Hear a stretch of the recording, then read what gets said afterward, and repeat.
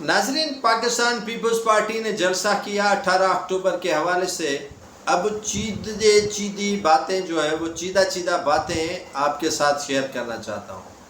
کھودا پہاڑ نکلا چوہا، اور اسی اگر محاورے میں کوئی غلط بات نہیں ہو تو وہ سچ بھی ہے کہ کھودا پہاڑ نکلا چوہا۔ یہ پاکستان پیپلز پارٹی کا جلسہ تھا، پاور شو بڑا تھا، جو خلق کو دعوت دی گئی تھی وہ بڑی تعداد میں آئی تھی۔ بلاول بھٹو زرداری کا خطاب تھا، اور پنجاب سے پاکستان پیپلز پارٹی کے اس پاور شو میں شرکت نہ ہونے کے برابر تھی، بلوچستان سے شرکت نہ ہونے کے برابر تھی۔ کے پی کے سے سوائے گورنر خیبر پختونخوا، کیونکہ وہ پیپلز پارٹی پارلیمنٹیرین کے غالباً انفارمیشن سیکریٹری ہیں، فیصل کریم کنڈی وہ شریک تھے۔ قمر زمان کائرہ کہاں تھے، ندیم افضل چند کہاں تھے، اعتداد احسن کہاں تھے، کافی وہ احمد محمود کہاں تھے، یوسف رضا گیلانی کہاں تھے، اور بہانہ یہی تھا کہ قانون میں ترامیم ہو رہی ہیں، آئین میں ترامیم ہو رہی ہیں، اس وجہ سے سارے وہاں جو انگیج تھے پروگرام میں، اور اس وجہ سے جلسے میں نہیں آئے۔ نہیں، وہ نالا ہے پاکستان پیپلز پارٹی سے، پیپلز پارٹی میں نہیں آئے۔ شرجیل میمن نے نہ آؤ دیکھا نہ تاؤ، قادر مکسی کے پاس پہنچ گیا، بابا آپ جو ہے وہ احتجاج نہیں کریں، اور احتجاج کریں گے تو ہمارا پاور شو کا بیڑا گرک ہو جائے گا۔ جس پر جو ہے وہ جو جام خان شورو ہیں وزیر آپاشی، وہ نالا ہے شرجیل انعام میمن پر۔ شرجیل انعام میمن کوشش کر رہا تھا کہ یہ جو پاور شو ہے وہ ان کے بیٹے کے نام اور ان کے نام پر ہو، لیکن جو جام خان شورو تھے وہ چاہ رہے تھے کہ یہ پاور شو ان کے اور میئر ان کے جو بھائی ہیں ان کے نام ہو۔ رساکشی ان دونوں کی آپس میں، لیکن خلق خدا جو سارے سندھ سے اکٹھا کی گئی تھی، کراچی سے، لیاری والوں سے، ہر کسی شہر سے آئی تھی، وہ کسی کھاتے میں نہیں تھی۔ سندھ والوں کو تقریر کرنے کا موقع دیا گیا کہ بھائی آپ بھی آئیں، بلاول کے بازو بنے۔ بلاول بھٹو جو ہے وہ ہیلی کاپٹر میں تھے، لیکن جو جلسہ گاہ تھی وہ پیپلز پارٹی کے کارکنان سے کھچا کھچ نہیں تھی، اس سے جو ہے وہ محدود بنایا گیا تھا، اسی خوف میں کہ شاید عوام نہیں ہے۔ عوام تو بڑی آئی تھی، بڑی تعداد میں عوام موجود تھی، اور پیپلز پارٹی کے کئی رہنماؤں کو اسٹیج پر ہی آنے نہیں دیا، اور کئی رہنما محروم بھی رہے تقریر سے۔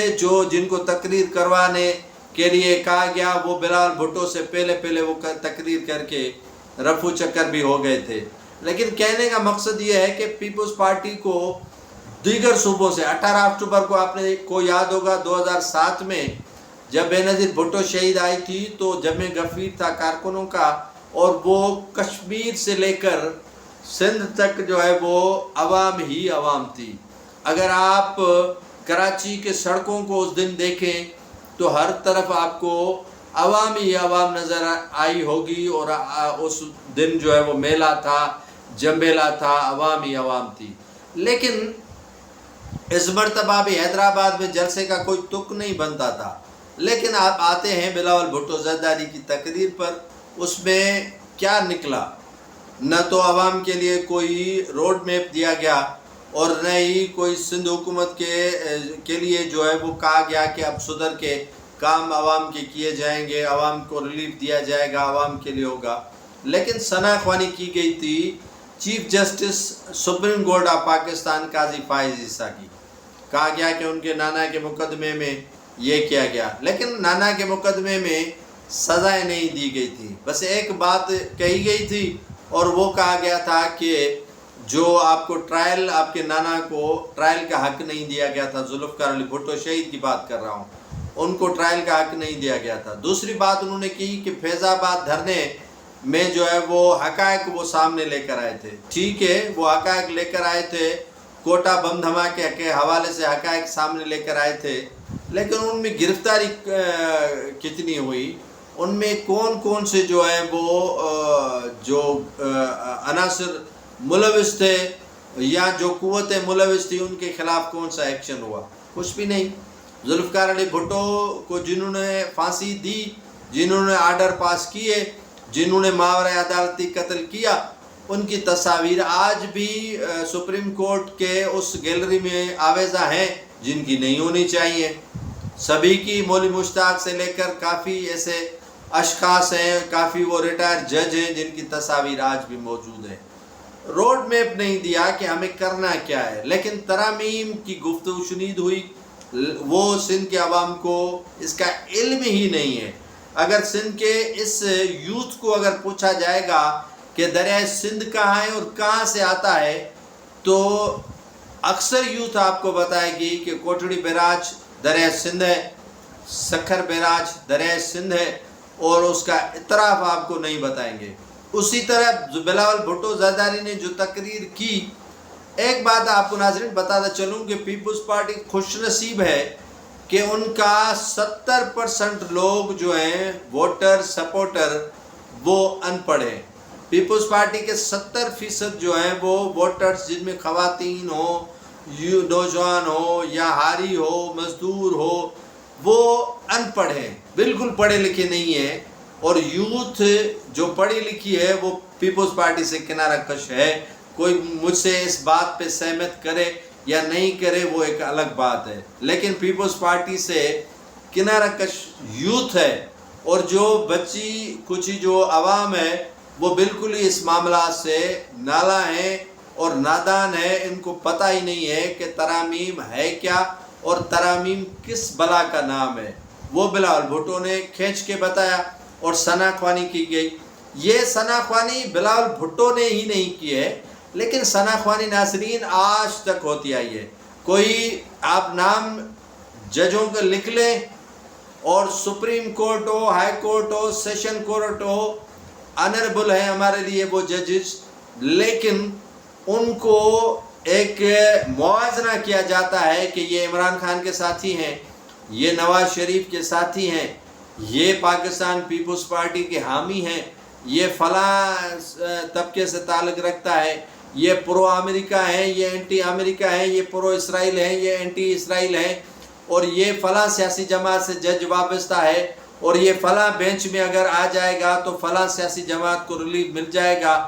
اب صورتحال اسی نیش پر پہنچی ہے کہ جو چیف جسٹس قاضی فائز عیسیٰ کی جگہ پر موجودہ جو چیف جسٹس کے ریٹائرمنٹ کے بعد دوسرے ججز جو سینئر ترین جج ہیں، میرے خیال میں وہ شاہ صاحب، ان کا نام آ رہا ہے، تو ان کے لیے کہا گیا ہے یا کہا جا رہا ہے کہ یہ سافٹ کارنر رکھتے ہیں پی ٹی آئی کے لیے۔ پی ٹی آئی کے لیے ان کا سافٹ کارنر ہے، اور وہ پی ٹی آئی کی بھرپور سپورٹ کریں گے، اور پی ٹی آئی کے بانی کو بڑا ریلیف ملے گا۔ اس سے قبل بھی جو ہے وہ سابق چیف جسٹس کے لیے کہا گیا کہ وہ سارا خاندان ان کا جو ہے وہ پی ٹی آئی کا سپورٹر ہے اور پی ٹی آئی کی حمایت کرتے ہیں، اور اس میں نو ڈاؤٹ۔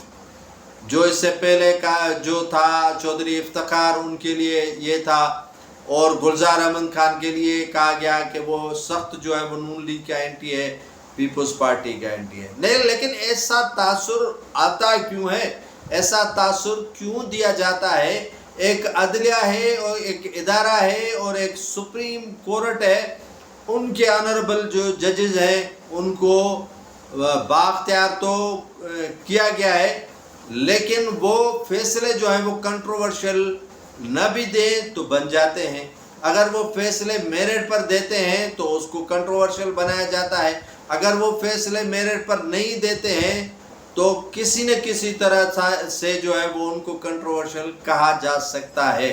تو ایسی صورتحال بنائی گئی ہے انہی ججز کے حوالے سے، انہی سپریم کورٹ کے حوالے سے، انہی اداروں کے حوالے سے، جو روش، جو صورتحال اس طرح کی نہیں ہونی چاہیے۔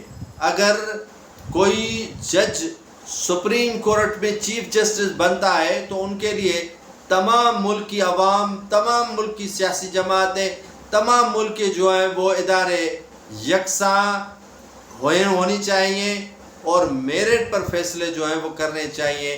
ایسا نہ ہو کہ ہمیں جو ہے وہ ریلیف، جیسے آج نہیں پرسوں فیصلہ دیا گیا کہ سپریم کورٹ کی 3 شاید یا 4 رکنی بینچ نے فیصلہ دیا ہے افغان صاحب کی سربراہی میں کہ جو ملازم حاضر سروس انتقال کر جاتے ہیں ان کے اولاد کو نوکری نہیں دی جائے گی. ایک ظلم ہے، زیادتی ہے.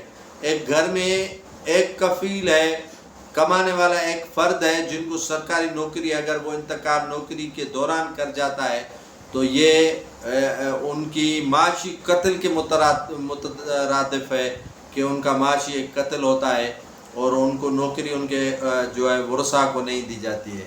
جو شہید ہو جاتے ہیں ان کے لیے تو کہا گیا ہے کہ ان کے بیٹوں کو نوکری دی جائے، لیکن جو حادثاتی موت ان کی جو ہو جاتی ہے ملازمین کی، ان کے لیے کہا گیا ہے کہ ان کو نوکری نہیں دی جائے گی. تو یہ ایک بڑا کنٹروورشل، میری نظر میں کنٹروورشل فیصلہ ہے کہ حاضر سروس ملازمین کے جو انتقال ہو جاتا ہے ان کے اولاد کو، ان کے ورثاء کو نوکری ملنی چاہیے، ان کا حق ہے.